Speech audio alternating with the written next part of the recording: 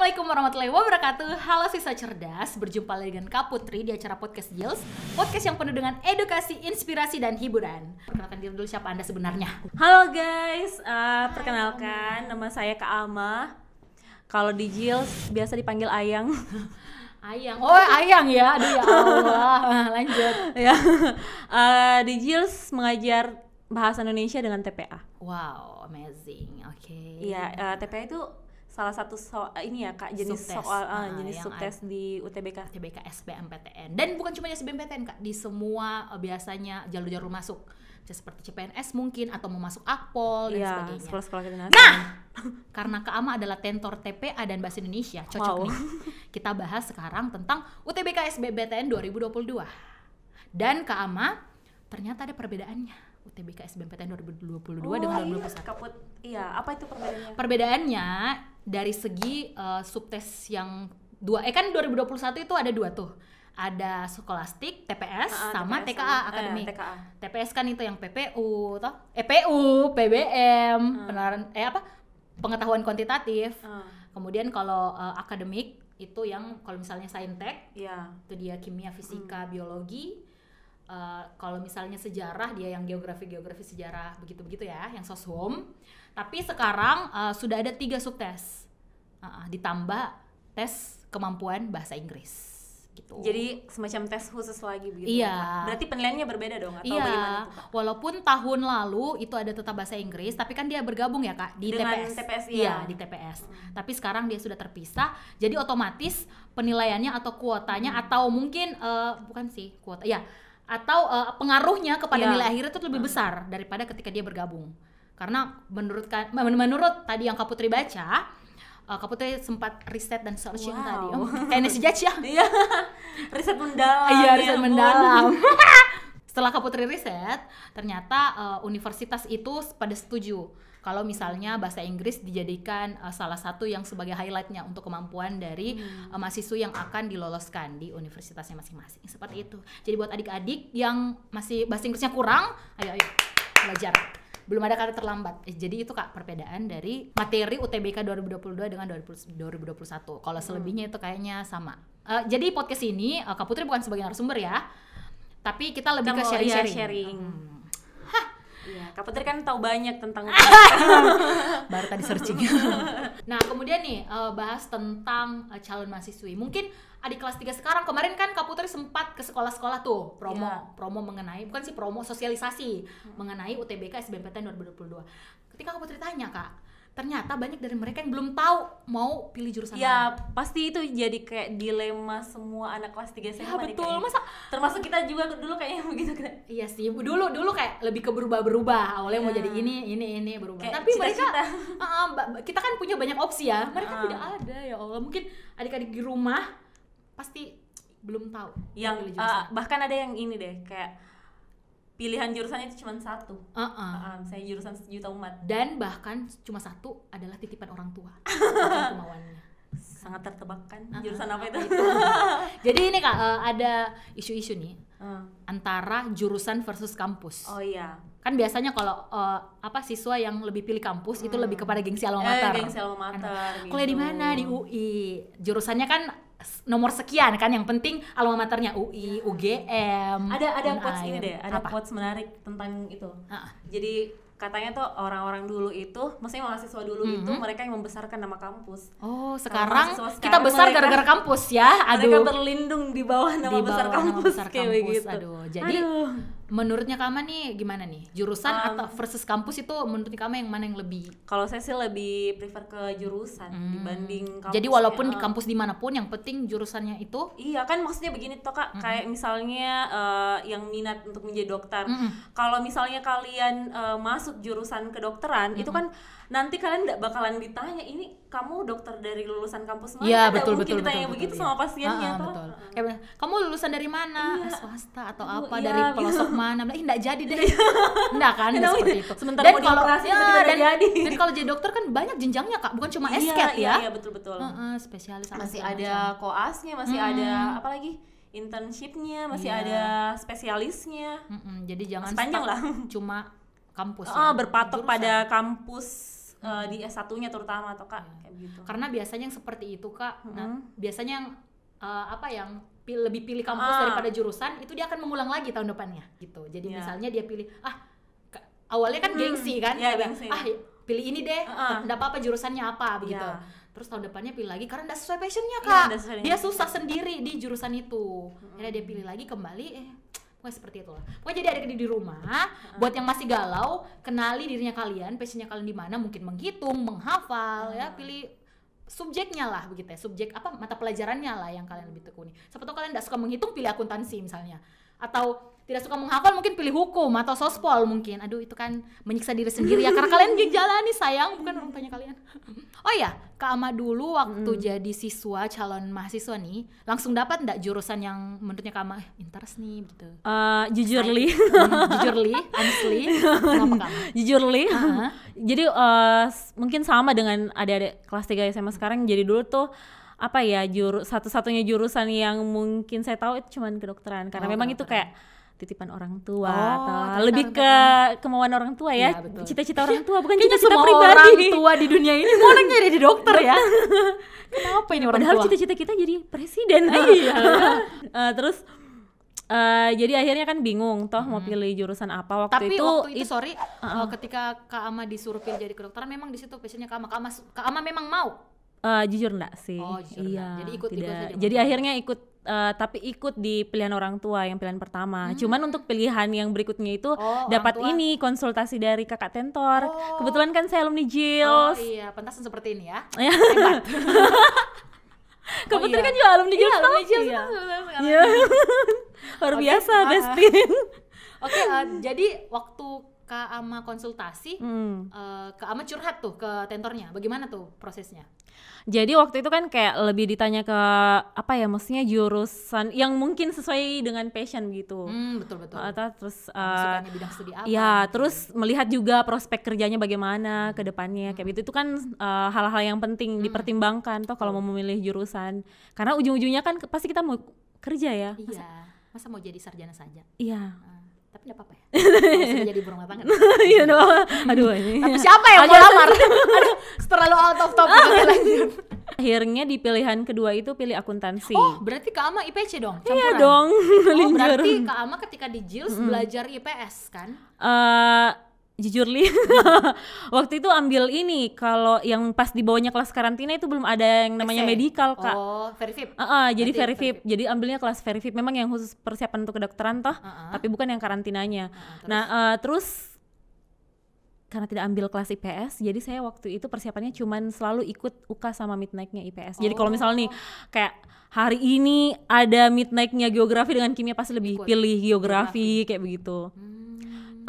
Cuman kalau pengalaman waktu itu belajar untuk persiapan lintas jurusan, karena betul-betul bagaimana ya, kayaknya ilmu di IPS itu kayak nol banget begitu. Iya betul. Apalagi kan kita di IPA waktu itu tidak ada pelajaran geografi, tidak ada.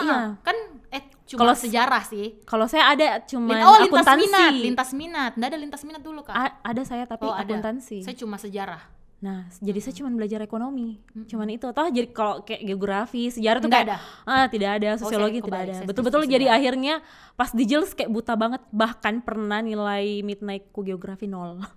Kan nilai keluar kalau habis midnight begitu. 0, padahal pilihan ganda. Saking padahal pilihan buta ganda. Banget. Padahal pilihan ganda, padahal itu semua diisi nembak-nembak. Iya, nembak-nembak kan maksudnya sama sekali tidak ada tidak ada pengetahuan tentang. Iya, tapi dia alhamdulillah banget karena maksudnya akuntansi itu kan jurusan yang susah. Iya, favorit banget untuk kalangan sosum ya. Sosum aja favorit. Dan kan kalau misalnya agak ini nih yang agak diskriminasi nih menurut Kak Putri antara anak IPA sama IPS. Kenapa itu Kak? Anak IPA bisa mengambil semua jurusan yang sosum punya, sedangkan anak sosum nggak bisa loh Kak. Kedokteran nggak bisa, keperawatan kayaknya bisa ya. Bisa ya, tapi tergantung bisa, jurusan apa. Kalau sosum pure kayaknya enggak. Jadi sebenarnya waktu itu hari juga saya memang enggak minat sama kedokteran. Memang cuman pilihan orang tua. Jadi akhirnya pas tes SB ada kejadian lucu. Kenapa? Pas tes SBMPTN. Jadi pas tes SBMPTN itu kan IPC. Pas yang tes saintek itu, karena saya enggak mau jawab supaya enggak lulus di pilihan kedokteran itu akhirnya saya tidur.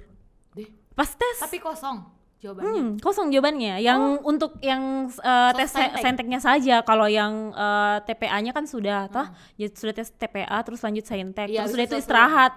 Toh baru lanjut ke soshumnya. Jadi pas tes saintek itu saya tidur di dalam ruangan. Itu sampai pengawas ruangan kira saya sakit. Jadi toh dibawakan sari roti. Ih, Masya Allah. Iya, buat teh kotak dan padahal itu beruang untuk pengawas kayaknya. Iya, kayaknya itu jatah pengawas ya. Akhirnya. Terus? Ya, akhirnya oh, jadi enggak apa-apa Kak kalau misalnya. Tapi jangan dicontoh ya. Iya, jangan dicontoh tapi ya. ini Don't karena try this at home. Iya, tapi ini bukan karena membangkang orang tua. Nah, sebenarnya Kaput karena sebenarnya orang tua itu waktu itu kurang mengerti kalau saya sebenarnya ada fobia darah. Oh, iya betul. Iya, jadi saya tuh kalau misalnya kayak jangankan lihat darah, Kaput kayak bahas materi darah saja di kelas 2 SMA ya, materi darah, sistem peredaran sepeda. Itu kayak bagaimana di perasaan yang gak enak begitu yang betul, sampai keluar keringat dingin begitu. Iya. Ternyata lapar. Tidak, serius ini. Jadi kayak keluar keringat dingin dan kalau misalnya saya dalam kondisi begitu harus langsung baringkan kepala biar enggak pingsan. Iya, gitu. Jadi kayak maksudnya tuh kayak tahu diri duluan begitu. Kalau saya enggak bakalan sanggup di jurusan ini dan kayaknya memang udah sesuai dengan mungkin di tengah jalan. Iya, jangan sampai berhenti di tengah jalan. Lagi kan sia-sia. Dokter itu mahal ya, bukunya, belum lagi alat-alatnya. Ya akhirnya alhamdulillah ya digantikan dengan 2 adik saya. Iya, kayak begitu. Oh, jadi akuntansi. Iya, dan setelah setelah mendengar konsultasi dari tentor waktu itu kayak akhirnya terbuka pikiran bahwa jurusan di sosum itu ternyata lebih luas, lapangan kerjanya lebih banyak. Iya. Dan kalau misalnya buat adik-adik yang nggak mau untuk lanjut S2, S3 kan kalau untuk S1 di sosum banyak sekali, apalagi kalau yang PNS atau mungkin pegawai bank atau pegawai BUMN itu sangat luas terbukanya untuk S1. Dan jasa info Kak Putri juga linjur. Iya, saya juga linjur. Gitu. Jadi Kak Putri juga agak berbeda nih dengan Kak Ahmad, tapi kita sama-sama lolos. Itulah sebenarnya misteri dari sebuah nilai, cuma panitia yang tahu ya sebenarnya. Ya waktu itu ya, karena pernah juga Kak yang SBMPTN tahun berapa tuh yang keluar skornya? Ya, 2018 ya. Cuma 1 sampai 2 tahun kayaknya itu yang keluar skor. Jadi ketahuan nilainya berapa. Tapi kalau di angkatan kita dulu belum. Iya, belum. Jadi Kak Putri justru kebalik sama Kak Ama. Kak Putri sengaja ambil IPC, walaupun memang orang tuanya Kak Putri ndak paksa sih untuk ambil kedokteran apa, ndak. Orang tuanya Kak Putri itu orang tua yang sangat baik. Wow. Amazing. Jadi terserah Kak Putri mau ambil apa. Tapi Kak Putri berpikir, kan sempat Kak Putri 1 tahun dulu di Saintek, jurusan Saintek di Unhas. Tapi Kak Putri sadar, oh ternyata bukan di sini passionnya Kak Putri. Jadi Kak Putri ambil SBMPTN ulang dan berpikir kalau misalnya Kak Putri ambil sosum Kak Putri pasti tidak akan lulus. Karena tidak pernah belajar. Tidak pernah belajar IPS. Tapi Kak Putri pikir, Kak Putri kan agak lumayan lah ya di Saintek. Jadi Kak Putri ambil IPC, berharap semoga nilai Sainteknya Kak Putri itu sebagai pendorong, booster untuk keseluruhan nilai Kak Putri. Seperti itu. Jadi kita saja yang maksudnya ini basicnya IPA, bisa lolos di IPS. Jurusan soshum gitu. Apalagi kalian yang anak IPA terus memilih jurusan IPA, toh Kak? Karena kan atau anak soshum ngambil memang dari bukan dari SMA ya, dari SD tuh sebenarnya sudah belajar IPA ya, IPS. Tapi kan maksudnya kulit-kulitnya. Dari segi SBMPTN ya, UTBK. Tapi kalau untuk SNMPTN kita tidak sarankan Kak Ama. Karena kalau untuk SNMPTN yang dinilai kan nilai raport dengan bidang studi, 6 bidang studi nih dalam nilai raport itu. Yang dinilai ya? Iya, Saintek Soshum. Kalau misalnya Kak Putri Saintek terus ambil Soshum. Dari 6 mata pelajaran itu yang dilihat cuma 3 mata pelajaran, matematika, yang umum, bahasa Indonesia, bahasa Inggris ya. Tapi pembaginya tetap 6. Iya. Boleh, tapi menurut kami ya tidak disarankan. Iya, tidak disarankan lah. Karena walaupun nilai yang teman IPS kita rendah, tapi kan pembaginya dia lebih banyak dan pembaginya tetap 6. Iya, betul. Tapi terserah dari kalian lah ya, kita cuma sarankan. Oke, mungkin yang terakhir nih Kak Put. Kalau kita kan kayaknya sudah nggak relate sama SBMPTN karena karena kita sudah secara general sudah lama Udah lama juga ya. Maksudnya berapa ya, 7 tahun yang lalu, 8 tahun yang lalu. Ketahuan sekali umur apa-apa kita kan Terus? Oke, jadi mungkin lebih ke kayak tips-tips secara general lah bagaimana bisa lolos dari tes-tes yang seperti itu. Kebetulan ini Kak Putri lolos CPNS, apalagi Kak Putri CPNS di Mahkamah Agung. Masya Allah. Dan Kak Putri bimbel loh guys. Bimbel di mana? Di JILS lagi ya. Pokoknya persiapan SBMPTN, kemudian CPNS, ya Allah. Di JILS semua. Pokoknya semua JILS itu paket komplit ya.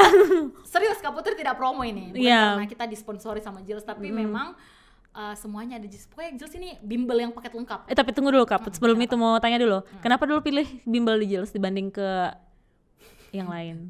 Yang pertama, kan Kak Putri memang les dari SD. Oh, dari SD? Iya, tapi Kak Putri dulu fokusnya ke bahasa Inggris, jadi Britain. Iya. Seperti itu. Kemudian kenapa pilih di JILS? Lebih kepada karena Kak Putri lihat, oh banyak pelajarannya. Kan dulu bimbel-bimbel yang banyak pelajarannya yang bukan cuma matematika bahasa Inggris kan sedikit ya. Cuma bahasa Inggris, cuma bahasa Inggris, cuma JILS. Dan JILS itu dulu waktu zamannya Kak Putri kayak lagi bagaimana ya, kayak booming banget ya, semua mata pelajaran. Jadi nilai jualnya dulu yang Kak Putri dapat itu semua mata pelajaran. Dan jadi bisa memperbaiki ini ya, nilai betul, raport. Nilai raport, belum lagi PR yang bisa dikonsultasikan sama tentor. Konsultasikan, dikerjakan. Oke, seperti itu. Jadi Kak Putri les di JILS. Oke, lanjut Kak, cerita dong tentang ini. Tentang tips and triknya. Secara general ya. Iya, secara general. Jujur, pertama kuatkan niat kalian. Wow. Iya betul serius. Semua dimulai dengan niatnya Kak. Betul. Kalau kalian setengah-setengah, prosesnya itu pasti juga kan setengah-setengah. Kalau misalnya itu titipan dari orang tua, titipan dari apapun itu, kalau misalnya bukan dari diri kalian itu pasti prosesnya tidak akan mulus. Dan jujur, Kak Putri bukan cuma les di JILS, Kak Putri coba semua bimbel CPNS. Kalau di JILS itu dia bimbel offline, karena kan lebih enak memang kalau belajar offline ya. Lebih tatap muka maksudnya ya. Tatap muka. Dan Kak Putri juga coba, Kak Putri kemarin CPNS daftar di 4 bimbingan belajar untuk CPNS. JILS ada yang satu, yang itu tit. Sensor. Iya, seperti itu. Jadi terus selain niat belajar, jadi Kak Putri itu satu hari, misalnya sorenya itu les di JILS, paginya itu les juga, les online, siangnya juga les.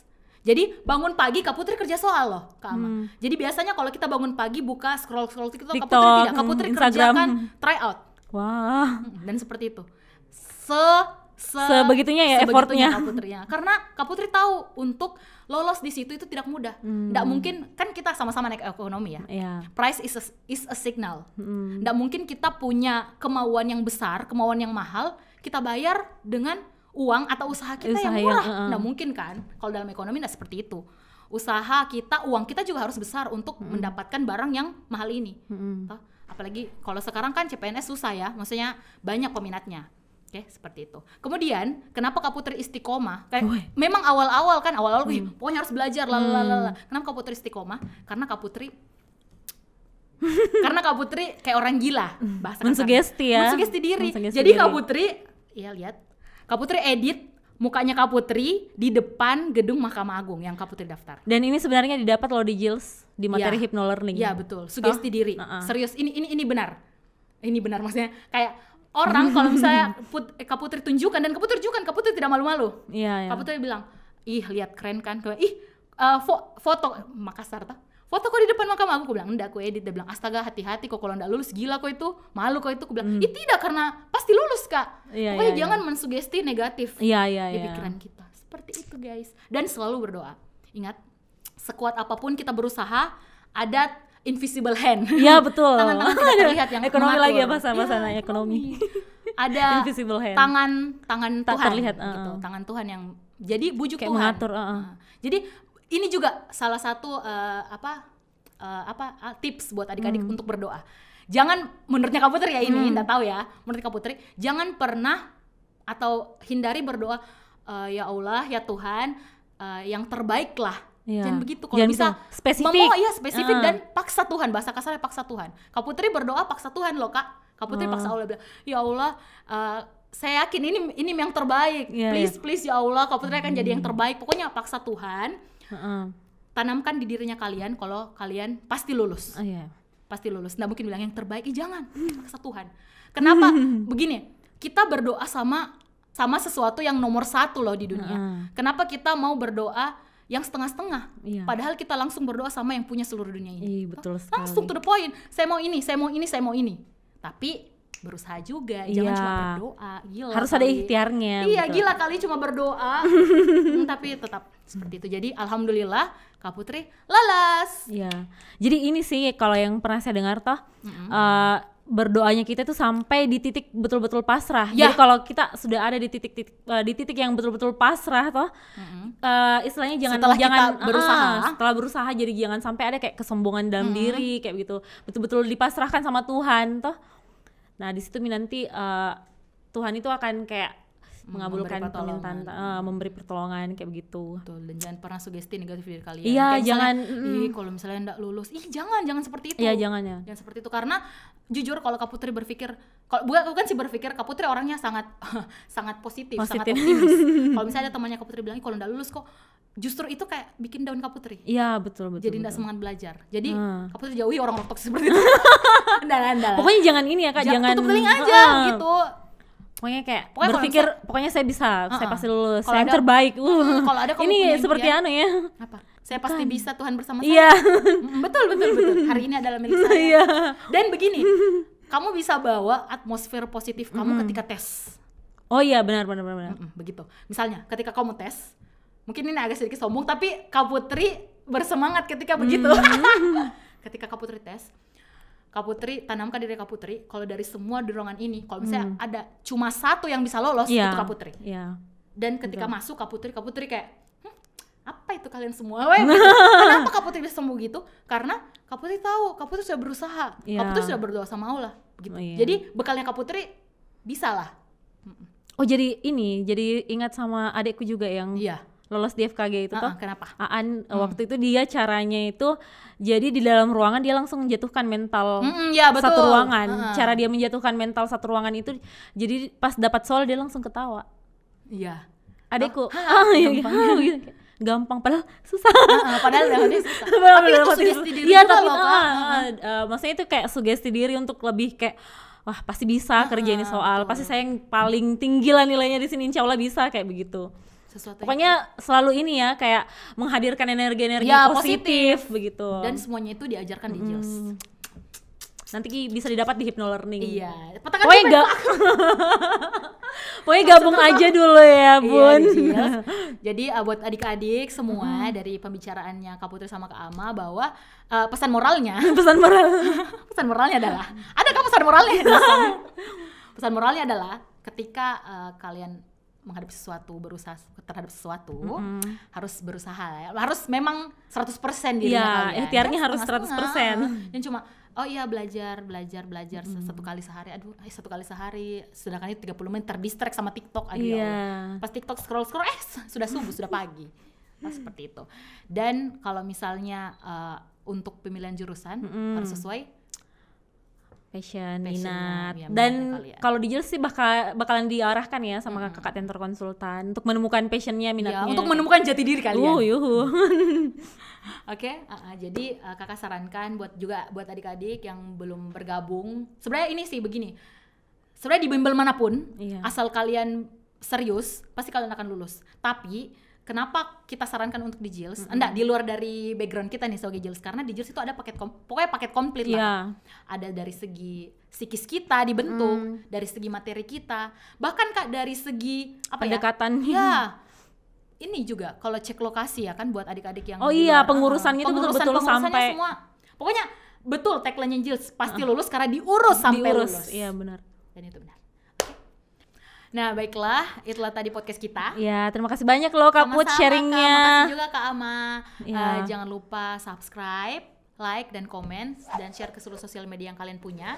Dan buat kalian juga yang ingin request video, bisa komen di bawah. Dan kami juga ada di Instagram, jadi buat kalian yang ingin mencari informasi menarik lainnya, silakan follow @JILS Official. Oke, sampai jumpa di lain kesempatan. Assalamualaikum warahmatullahi wabarakatuh. Bye-bye.